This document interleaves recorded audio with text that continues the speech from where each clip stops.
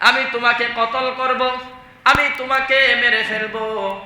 তখন হাবিল বলতেছে ক্বালা ইন্নামা ইয়াতাকাব্বালুল্লাহু মিনাল মুত্তাকিন।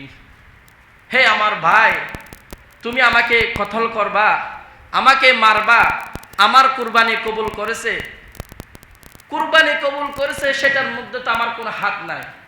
কারণ কুরবানি কবুল করার মালিক কে? আল্লাহ।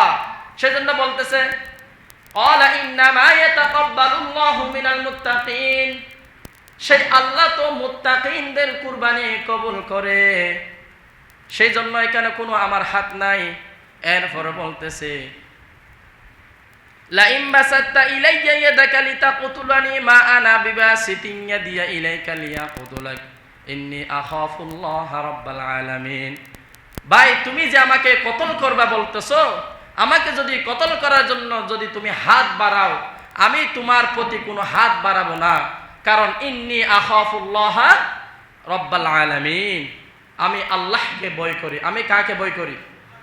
আমি আল্লাহকে ভয় করি। সেজন্য কবুল হওয়ার মধ্যে আমার কোনো কি নাই, হাত নাই। কবুল করবেন কে? একমাত্র আল্লাহ। কার প্রতি আল্লাহর সন্তুষ্ট আছে। তখন কাবিল করছিল কি? কাবিল ক্ষেতের কামারের কাজ করত।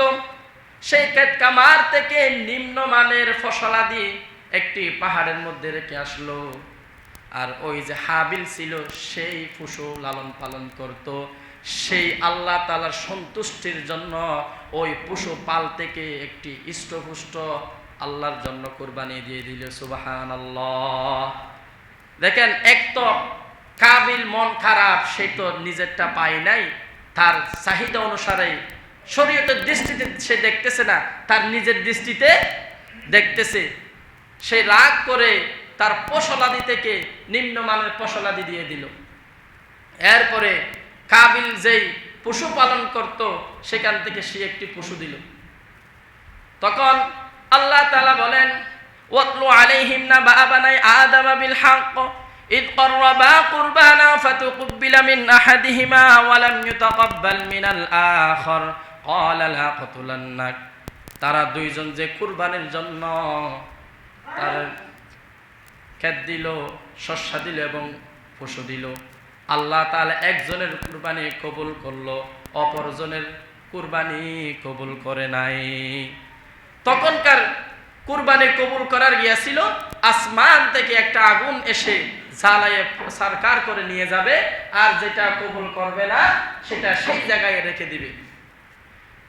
তখনকার হযরত হাবিল আলাইহিস সালামের যে পশু দিয়েছিল সেটা আল্লাহ তাআলা কবুল করেছে, আর কাবিলেরটা কবুল করে নাই।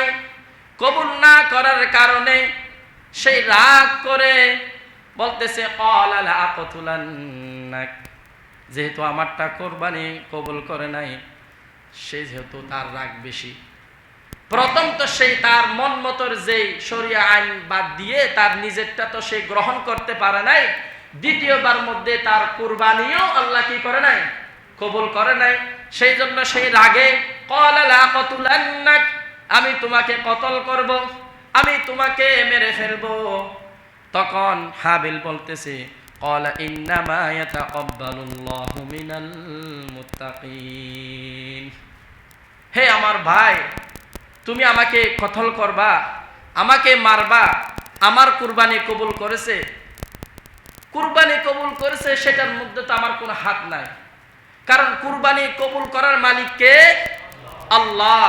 সেজন্য বলতেছে ক্বালা ইন্নামা ইয়াতাকাব্বালুল্লাহু মিনাল মুত্তাকিন, সেই আল্লাহ তো মুত্তাকিনদের কুরবানি কবুল করে, সেই জন্য এখানে কোনো আমার হাত নাই। এরপরে বলতেছে লা ইন বাসাত্তা ইলাইয়া ইয়াদাকা লিতাকতুলানি মা আনা বিবাসিতিন ইয়াদিয়া ইলাইকা লিয়াকুতুলাক ইন্নী আখাফুল্লাহ রাব্বাল আলামিন। ভাই, তুমি যে আমাকে কতল করবা বলতেছো, আমাকে যদি কতল করার জন্য যদি তুমি হাত বাড়াও, আমি তোমার প্রতি কোনো হাত বাড়াবো না। কারণ ইন্নী আখাফুল্লাহ রাব্বাল আলামিন, আমি আল্লাহকে ভয় করি। আমি কাকে ভয় করি? আমি আল্লাহকে ভয় করি। সেজন্য কবুল হওয়ার মধ্যে আমার কোনো কি নাই? হাত নাই। কবুল করবেন কে? একমাত্র আল্লাহ। সেই জন্য আল্লাহ তাআলা বলেন, লা ইয়ানালাল্লাহা লুহুমুহা ওয়ালা দিমাউহা ওয়ালাকিন ইয়ানালুহুত তাকওয়া মিনকুম। আমার বান্দারা যারা কুরবানি করবে তাদের কুরবানির কোনো পশুর মাংস, রক্ত, হাড় গুড়া মিশাই না, একমাত্র চাই হলো ওয়ালাকিন ইয়ানালুহুত তাকওয়া। আল্লাহ তাআলা একমাত্র আপনার তাকওয়া দেখবে। কি দেখবে? তাকওয়া দেখবে, আপনার ইখলাস দেখবে।